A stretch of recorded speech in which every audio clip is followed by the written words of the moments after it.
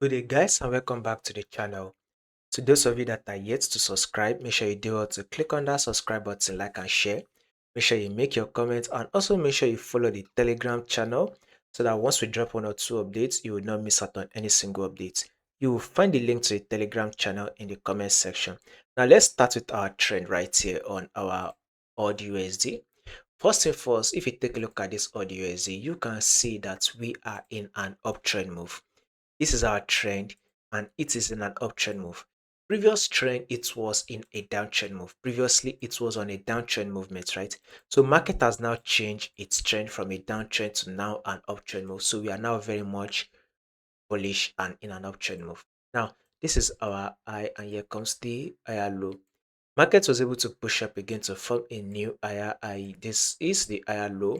Market then pushed up again to form a new higher high, and this is an higher low right here, which has come close to tap our 10 period simple moving average.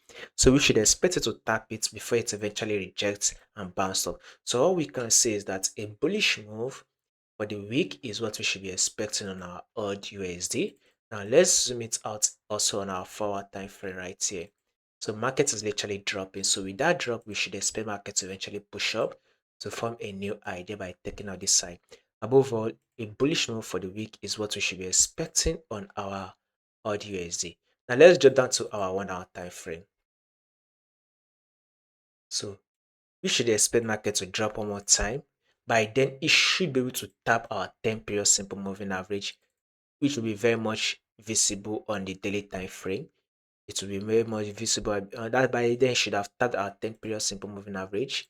Then once it does that, once it drops to tap it, then we can now expect market to eventually, push up again. That will be giving us about, nothing less than 70 pips movements for the week.